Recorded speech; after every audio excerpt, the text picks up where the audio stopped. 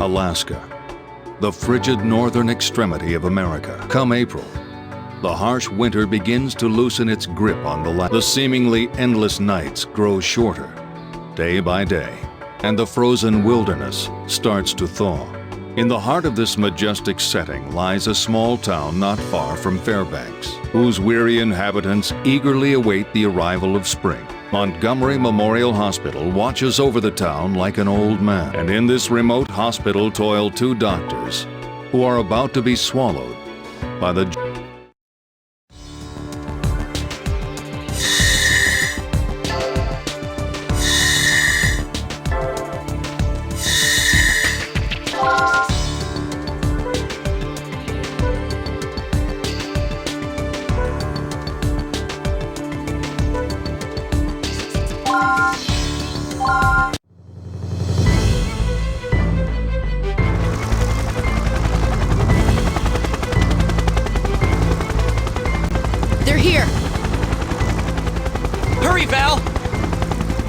The patient's a 40-year-old male. He has a gash on his chest and he's losing blood fast.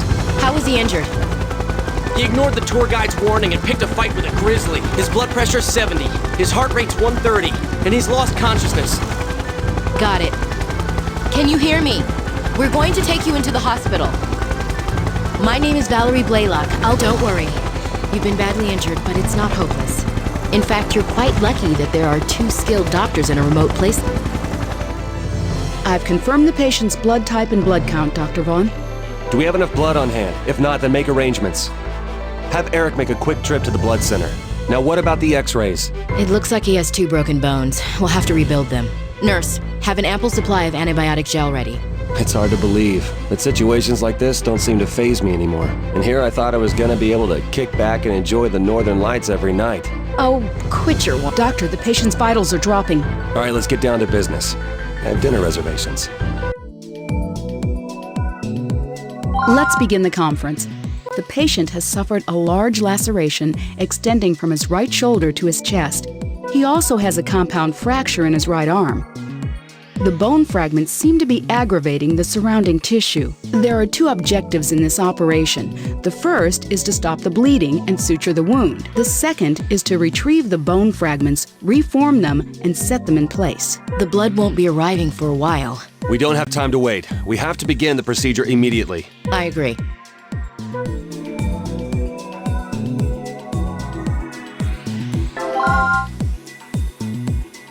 I'm ready to begin.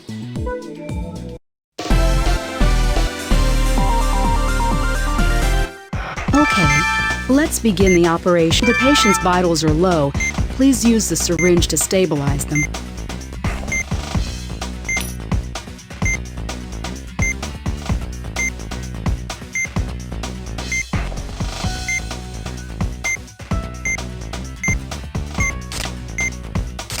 His vitals have been stabilized. First, you'll need to sew up the laceration with the sutures.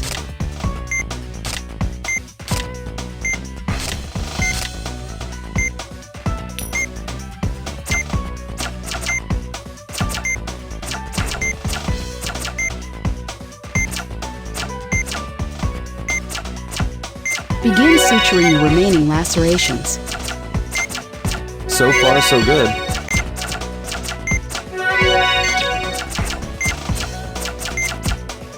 The suturing is complete. Please treat them with antibiotic gel. That takes care of the external wounds. Let's move on to treating his arm. Apply the antibiotic gel to the incision guideline to disinfect the area. The area has been disinfected. Now, make an incision with the scalpel. Begin treating the fracture. First, retrieve all the bone. Use the forceps to remove the fragments that are lodged in the tissue.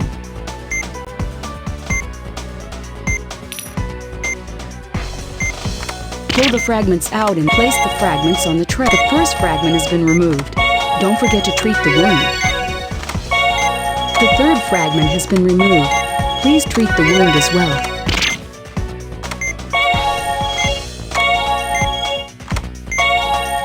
All of the bone fragments have been removed. Please treat the remaining wounds now. Looks like this bone is warped. Let's see if we can reshape it with the forceps.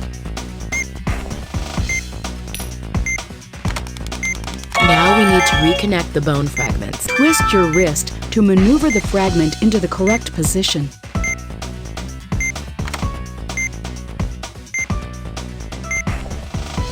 That's not the correct location. Please look at the shape of the bone fragment more carefully. You've successfully placed the first bone fragment. Please continue.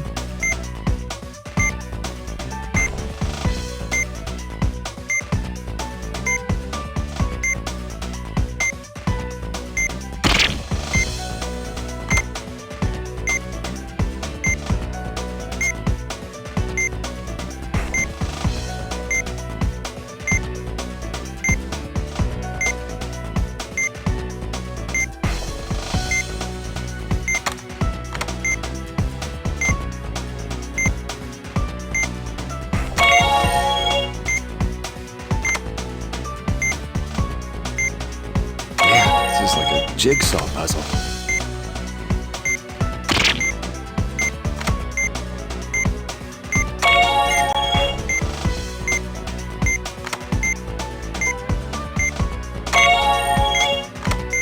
All of the bone fragments have been properly placed. Now, please use the antibiotic gel to affix them. That does it.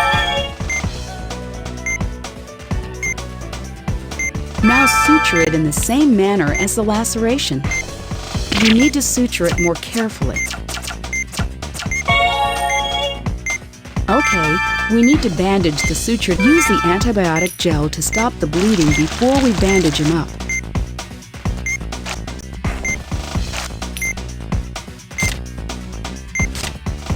It's still bleeding.